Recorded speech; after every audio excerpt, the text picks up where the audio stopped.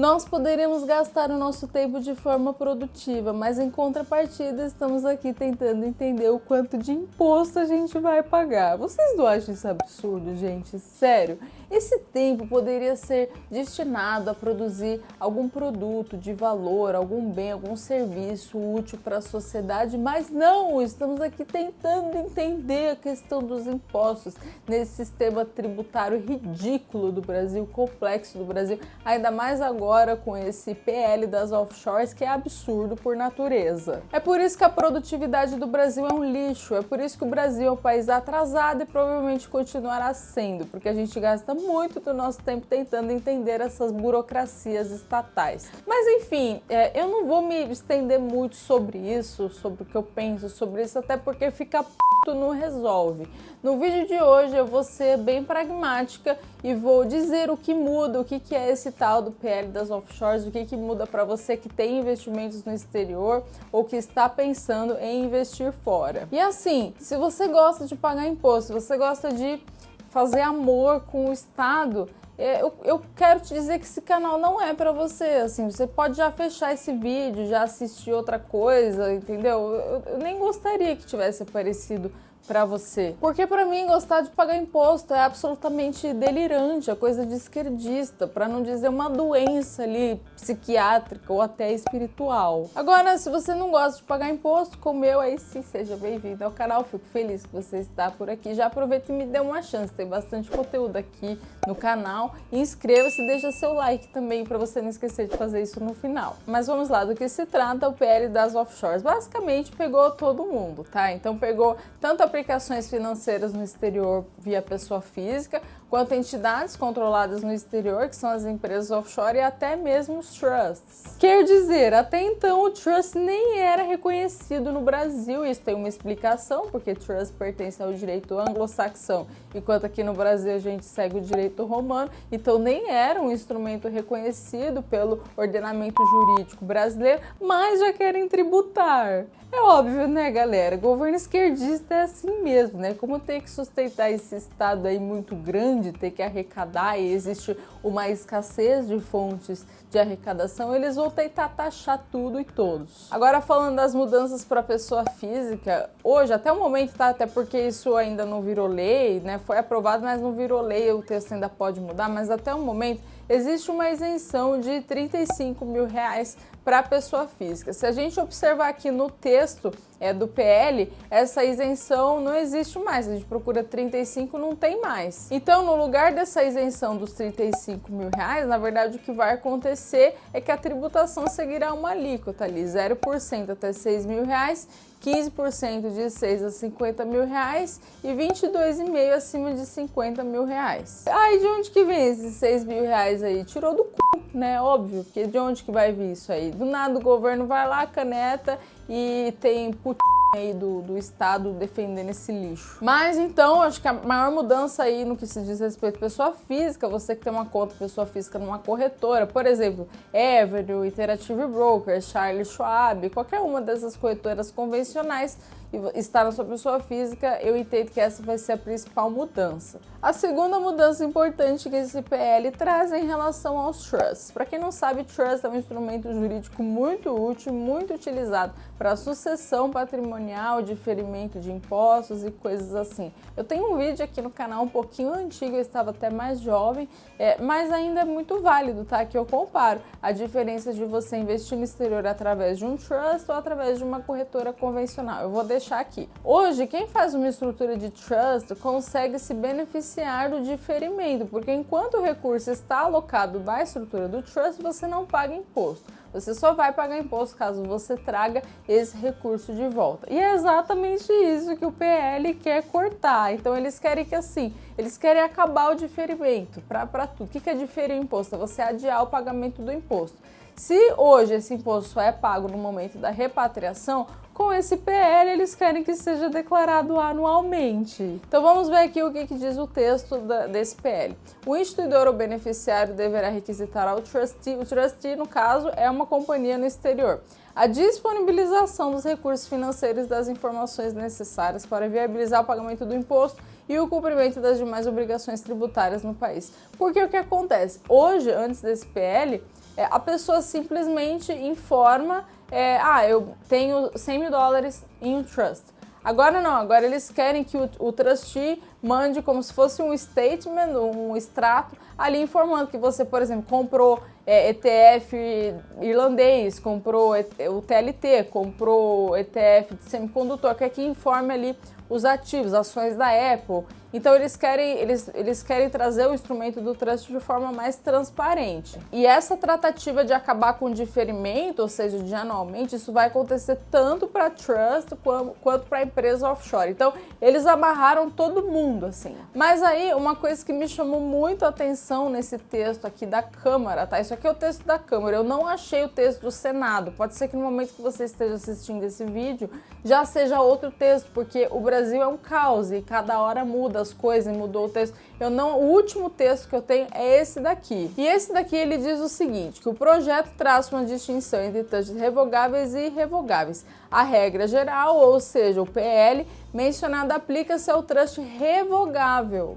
Então, a princípio, o trust irrevogável estaria de fora dessa regra, o que pode ser sim uma brecha muito interessante. Mas, de novo, a gente não tem o texto final, é um pouco até precipitado afirmar isso, mas é um ponto que me chamou a atenção e a gente vai ver aí, a depender da interpretação do nosso jurídico e de alguns tributaristas, se de fato o trust irrevogável estaria de fora. Um exemplo de trust irrevogável são os chamados Irrevocable Life Insurance Trust, os chamados ILIT. O que é um ILIT?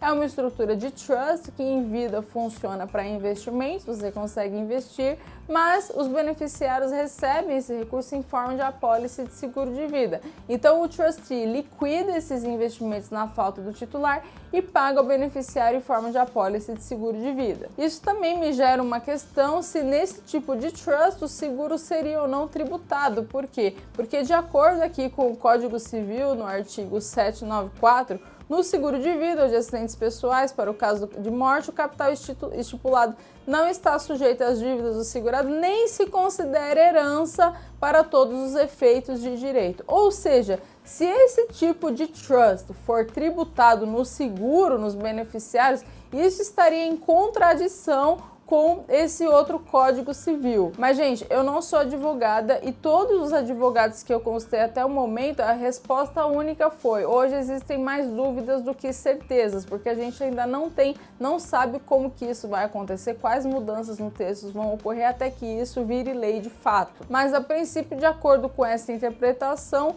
o trust irrevogável talvez não será impactado e esse trust que vai para herança via apólice de seguro também não seria impactado na sucessão. Talvez seja na questão do diferimento, porque isso pegou todo mundo, mas na sucessão não. Agora falando no caso das empresas offshore, que também acabou o diferimento. Na verdade, quando você abre uma empresa offshore, não é que você deixa de pagar imposto, você vai pagar imposto só quando você trazer de volta. Agora não, essa regra é de anualmente ter que informar ao governo ali o ganho de capital que você teve. E isso a gente pode ver por essa parte aqui do texto da PL, que fala que os lucros das controladas serão apurados de forma individualizada em balanço anual da controlada, direto ou indireto no exterior. Então, anualmente, a pessoa vai ter que informar o balanço ali da sua empresa offshore. Isso certamente vai encarecer o serviço de empresas, aliás, empresas como a nossa, que prestam serviços de internacionalização. Por quê? Porque vai ter uma burocracia a mais ali. E ninguém trabalha de graça, né, gente? Essa história de trabalhar de graça é coisa de comunista, né? As pessoas trabalham e certamente vai encarecer muito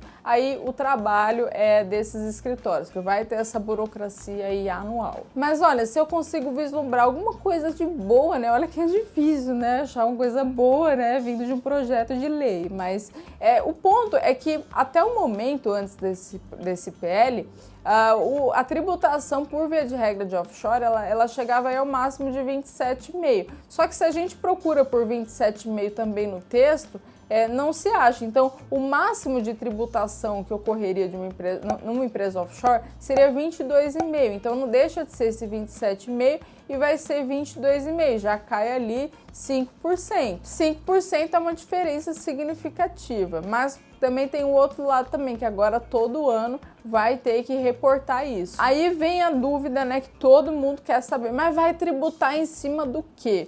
Bom, o texto diz aqui, ó, tributação dos rendimentos oriundos do capital aplicado no exterior. Vamos dar aqui alguns exemplos. Por exemplo, ETF de semicondutores. Isso é até uma tese que a gente acompanha aqui no nosso escritório. Aliás, se você tem interesse em investir internacionalmente, em contar aí com o nosso suporte, com a nossa assessoria nesse sentido, acesse www.guardiantrustcapital.com e entre em contato com a gente. Mas, por exemplo, comprei ali ETF de semicondutores, que é uma tese que a gente tem acompanhado, que deu muita alegria para várias carteiras, que rendeu aí 16% só no último mês. Para fins declaratórios, vamos supor que você fechou o ano ali com vários ativos seu positivos, bons marcados a mercados ali positivos. Você vai ter que pagar imposto sobre aquilo? Aí a gente entra numa outra dúvida, numa outra questão, que é a disponibilidade econômica, financeira ou jurídica. Porque se eu tenho um determinado ativo na minha carteira que está marcado a mercado, não necessariamente ele está disponível. Então, se ele não está disponível, como que eu vou tributar?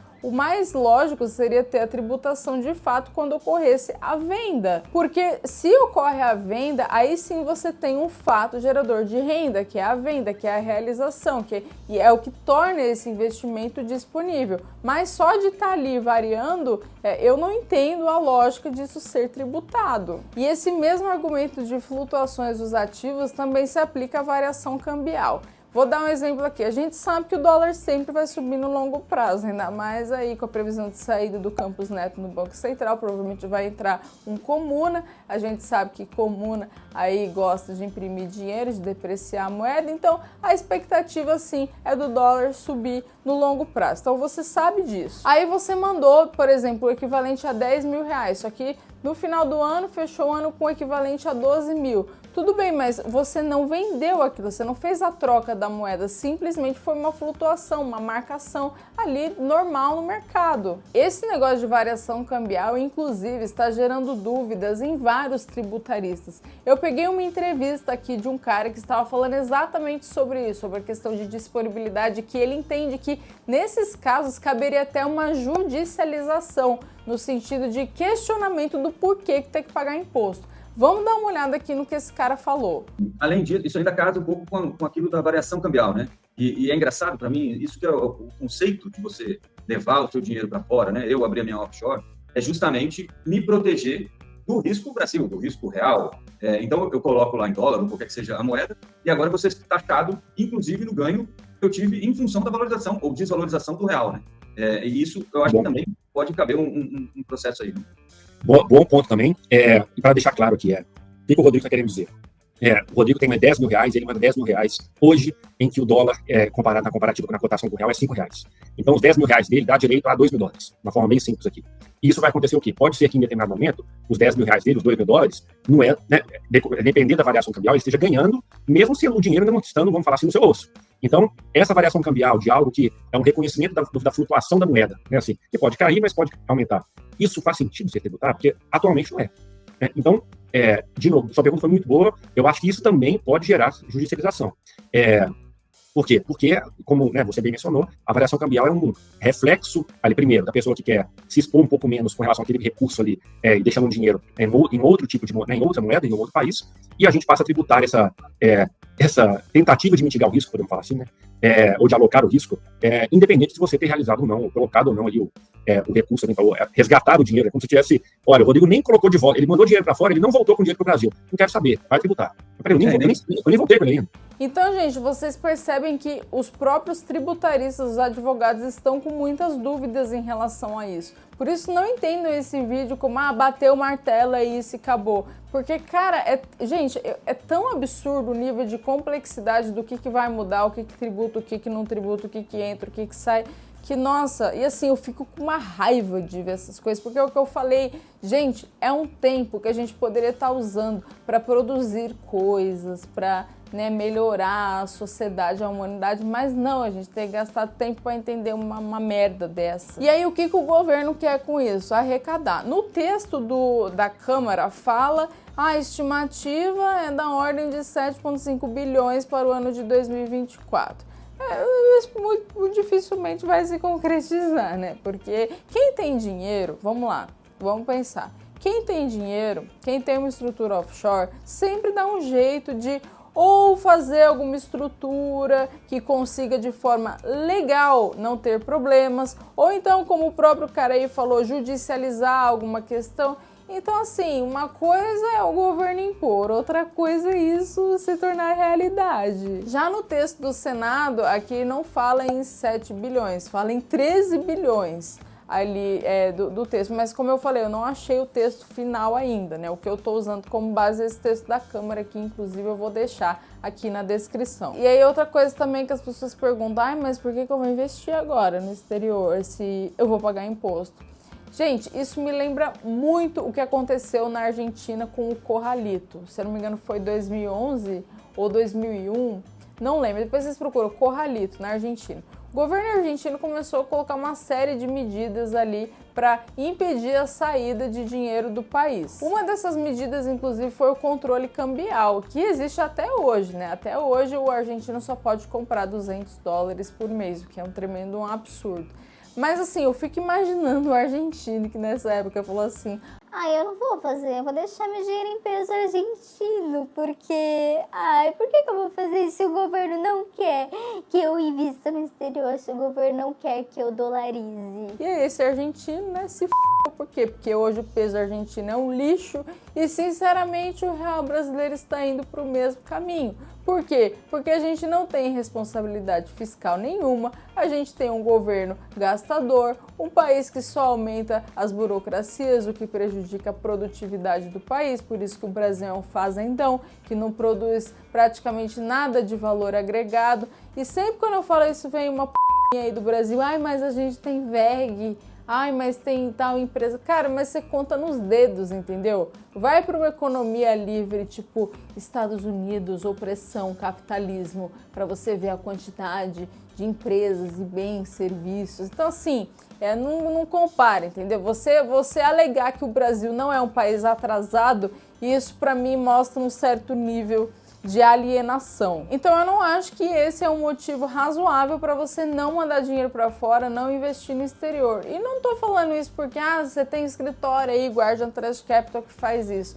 Olha, se tem uma filosofia que eu levo para minha vida, é a filosofia do skin in the game, do colocar minha pele em risco. O que eu falo aqui nos vídeos é o que eu faço na minha vida pessoal. Eu não tenho dinheiro aqui no Brasil, minha conta no Brasil é vergonhosa, entendeu? Porque eu vejo essas bizarrices que acontecem, o nível de insegurança jurídica no Brasil, que eu perco tesão de ver investimento no Brasil, de trabalhar com coisa do Brasil, investimento nacional. Eu acho tudo zoado e isso me dá muito medo. Eu tenho mais medo de investir aqui do que investir fora. E só um ponto também que eu acabei esquecendo de falar. Eu, sinceramente, não esperava que isso ia passar. Eu acho que deve ter alguma brecha muito grande, que a gente vai saber mais pra frente, porque não é possível. Todos os políticos têm algum tipo de empresa offshore, algum trust, alguma coisa. Não é possível. Então as pessoas que têm dinheiro vão continuar assim, encontrando uma forma de proteger o seu patrimônio no exterior. Aí, no caso, existem muitas formas disso, né? Vamos esperar o texto amadurecer, né? Pra gente identificar quais são os caminhos legais para isso. Mas uma forma também muito conhecida é a saída fiscal do Brasil. Tem muita gente, por exemplo, falando em Uruguai, em Paraguai. Isso é algo que a gente não faz aqui no escritório ainda, mas, de repente, eu como empresária, eu estou vendo uma oportunidade para isso, porque a quantidade de pessoas que vai tentar sair do Brasil e gente que muitas vezes gera emprego, já produz aqui no Brasil, vai sair, certamente vai ser enorme. E se você ficou comigo até aqui, comenta eu fiquei, comenta o que você acha desse projeto e comenta alguma coisa engraçada também, alguma coisa legal, que aí você tem a chance de aparecer nos melhores comentários do próximo vídeo. Muito obrigada e até a próxima!